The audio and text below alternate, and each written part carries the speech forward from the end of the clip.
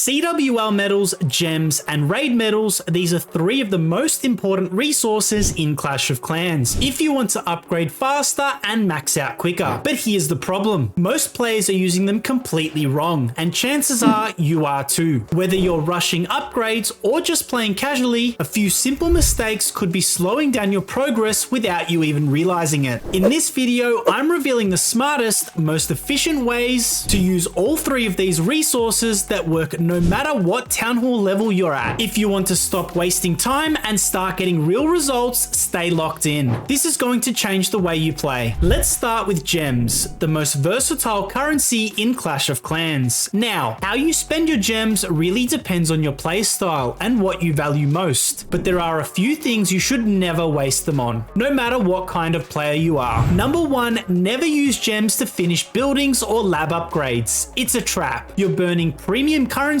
just to save a little time, and that adds up fast. Number two, don't spend gems on clan castle donations. It might seem convenient, but just using your resources is a far better option. Number three, never use gems to fill up your resources. Way overpriced for what you could earn in minutes with good farming. Now, hero skins. This one's personal. I don't spend gems on them, especially at 1500 each, but if cosmetics matter to you and you're a free-to-play player looking for ways to personalize your base, then by all means, go for it. The number one way to spend your gems, and this should always be your top priority, is unlocking all 5 builders. The more builders you have, the more upgrades you can run at the same time. More upgrades means faster progression, plain and simple. If you haven't hit 5 yet, every single gem should be pushing you towards that goal. Now, once you've got your builders sorted, here's where things get interesting. My second go-to is the Builder's Apprentice.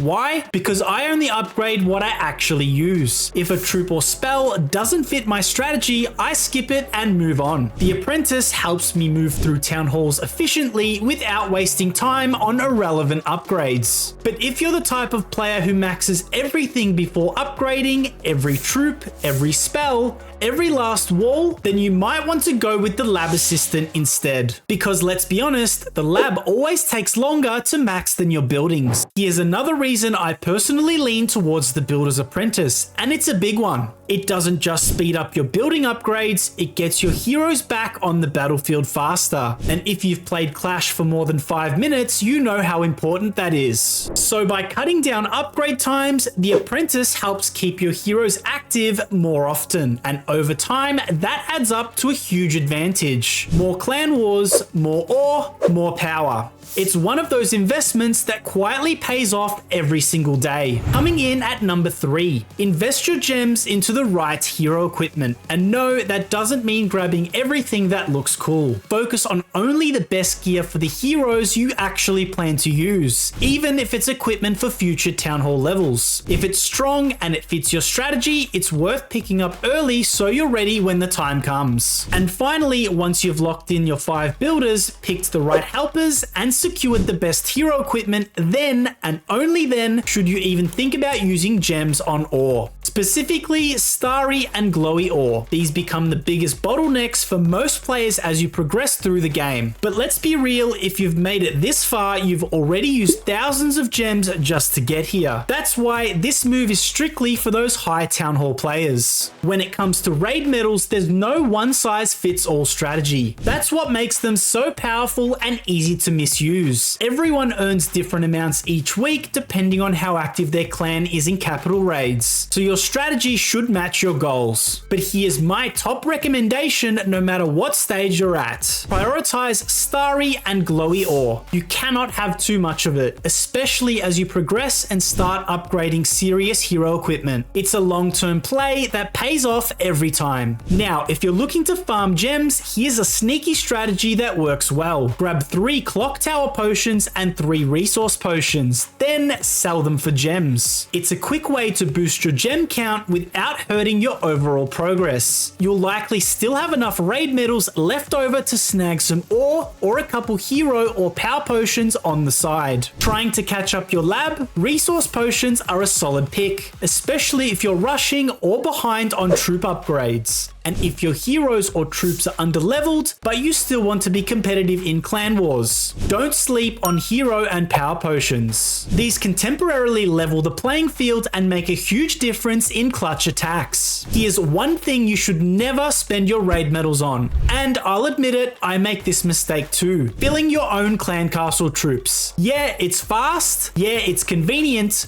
but in terms of value, it's one of the worst ways to spend your medals. I get it, not everyone's in a super active clan, and sometimes you just need troops now. But if you're relying on raid medals to fill your clan castle regularly, you're throwing away long-term progress for short-term convenience. If you're stuck without donations, consider this. Start a second account and rush it. Get it to the point where it can donate the key troops you use most. It takes a little time up front, but it pays off massively and saves your raid medals for things that actually matter. Clan War League medals are easily the most premium currency in Clash of Clans. You can trade them for game-changing hero equipment, powerful hammers, and even exclusive skins. But here's the real question, what's the best way to spend them? Because most players are getting it wrong. Now, everyone loves hammers. Instant upgrades, no loot, no wait. And while they feel like they're the best value, that's not always the case. Take the Hammer of Building for example. If your upgrade takes 12 days or less, the Builder Potion actually gives you better value over time and you can buy more of them. As for the Hammer of Spells, skip it. There just aren't enough high priority spells to make it worth the cost. And then the Hammer of Heroes, the biggest trap of them all. Sure,